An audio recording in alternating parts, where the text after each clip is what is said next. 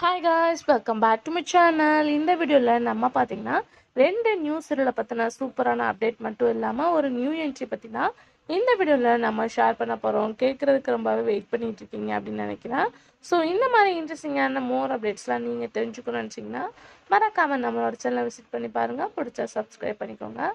Almost நிறைய serials வந்துட்டு இருக்கு. ஸோ நம்மளே அந்த அப்டேட்டை ஷேர் பண்ணியிருந்தோம்.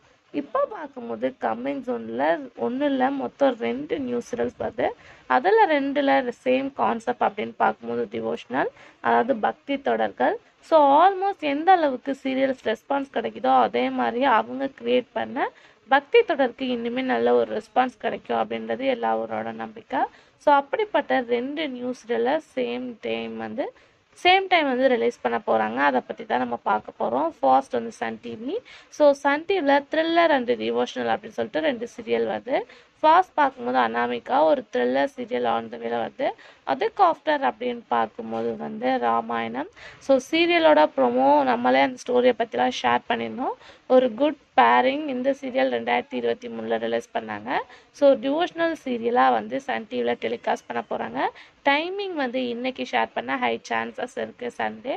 ஸோ இது ஒரு devotional serial. So Hindi dubbing அப்படின்றனாலே மோஸ்ட்லி எல்லா பேரும் வெயிட் பண்ணிகிட்ருக்காங்க. அப்கமிங் ஜூன் வரப்போகுது.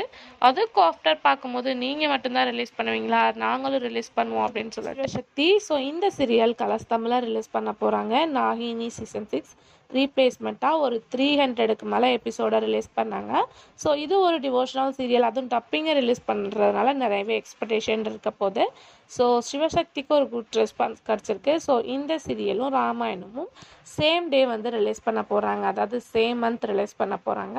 ஸோ இந்த 2 சீரியலில் உங்களுக்கு பிடிச்ச சீரியல் எது, நீங்கள் எந்த சீரியலுக்காக வெயிட் பண்ணிட்டுருக்கீங்க அப்படின்றத கமெண்ட் ஷேர் பண்ணுங்கள். ஸோ இப்போ ரீசெண்டாக வந்து நியூ சீரியல் ஒன்று தான் மல்லி. ஆல்மோஸ்ட் வந்து ரியல் நேம் வந்து நிறைய பேர் கேட்டுட்ருக்கீங்க. சாரி, நான் ரொம்பவே டிலே பண்ணிட்டேன். கண்டிப்பாக இன்றைக்கி அந்த வீடியோ ஷேர் பண்ணிகிட்ருக்கேன்.